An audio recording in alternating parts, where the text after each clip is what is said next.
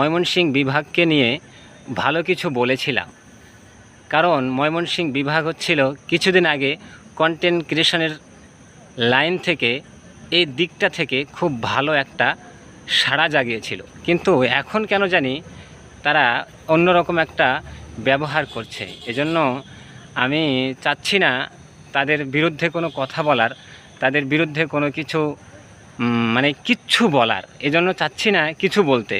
তো আমি শুধু চাচ্ছি এতটুকুই বলতে যে আপনারা যে সব কিছু ফেসবুকে ইউটিউবে শুরু করেছেন, প্লিজ দেখেন তো এখান থেকে ফিরে আসা যায় কি না। কারণ প্রত্যেকটা মানুষের ভিতরে কিন্তু একটা লুকানো কিছু থাকে।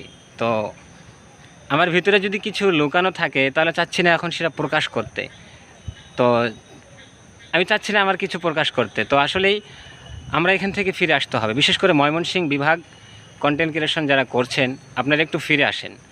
রোস্টিং ভিডিও, এটা ওটা ভিডিও ফেসবুকে ইউটিউবে এমন কিছু ছাড়বেন না যেন ফেসবুক ইউটিউবটা অন্যরকম একটা প্ল্যাটফর্ম তৈরি হয়। হিংসাহিংসি, অহংকার, এরকম ভালোবাসা ছাড়া, ভালোবাসাবিহীন এরকম ফেসবুক ইউটিউব প্ল্যাটফর্মটা যেন তৈরি না হয়। তো আমি চাচ্ছি, আমি কথাটা যে উদ্দেশ্য করে বলছি সেটা হচ্ছে যে রোস্টিং ভিডিও করা বন্ধ করুন। বিশেষ করে ময়মনসিংহ বিভাগের বন্ধুরা যারা কন্টেন্ট ক্রিয়েশনের কাজ করছেন, একটু রোস্টিং ভিডিও বন্ধ করুন।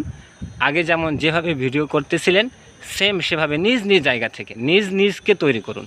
নিজেকে নিজের জায়গা থেকে তৈরি করুন, নিজ ভিডিও আপলোড করুন। কেন আমি অন্যজনের কাছে যাব, অন্যজন কেন আমার কাছে আমি আসতে দিব, এইটা বন্ধ করুন। নিজে ভিডিও ছাড়ুন, নিজের কন্টেন্ট নিজে আপলোড করুন। অন্যকে আমার কাছে আসতে দিব না, আমি কারো অন্যের কাছে যাব না। ব্যাস, এনাফ ইজ এতটুকুই। আপনারা শান্ত থাকুন।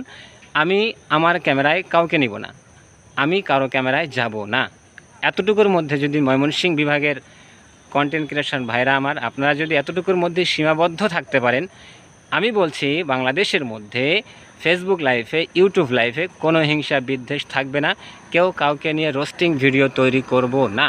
তো এতটুকুই আপনাদেরকে বলছি। তো আমার কথা কেউ আপনারা কানে নেবেন না, আমার কথা আপনারা কেউ কানে নেবেন না, এটা আমি জানি, এটা আমি মানছি। তবুও বলছি যে প্লিজ অনুগ্রহ করে বলছি, কেউ কারো ক্যামেরার সামনে যাব না। আমাকে দেখেছেন কারো ক্যামেরার সামনে আমি গেছি? নো, নেভার, কখনো যাব না। হ্যাঁ, যদি যায় তাহলে সেটা পরে ভিন্ন একটা প্রেক্ষাপট অনুযায়ী সেটা হতে পারে, এটা বলছি আমি। আমাকে দেখেছেন, আমি কিন্তু কোনো সেলিব্রিটি না, কাউকে ক্যামেরার সামনে এনে নেই, নিজে ভাইরাল হওয়ার উদ্দেশ্যও না।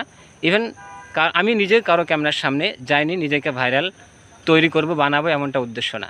ফেসবুকে এসেছি, ইউটিউবে এসেছি, অনলাইনে ছোট্টখাটো একটা মানুষ আমি। কি আপনাদেরকে বলবো, যদি কিছু শেখার আপনারা এখান থেকে পেয়ে থাকেন শিখবেন। যদি আমার এই কথাগুলোকে ফেলে দেওয়ার ইচ্ছা হয় ডাস্টবিনে ছুঁড়ে ফেলে দেবেন। যদি শিক্ষা কিছু পেয়ে থাকেন তাহলে অবশ্যই জানাবেন। আর যদি শিক্ষা কিছু না পারেন, আমার এই কথাটা আপনি ইগনোর করে ঠেলা মারে ধাক্কা মারে চলে যাবেন। তো আসলেই আমরা ফিরে আসি, আমরা নেটে, ফেসবুকে, ইউটিউবে এই সমস্ত ভিডিও বানানো বন্ধ করে দিই।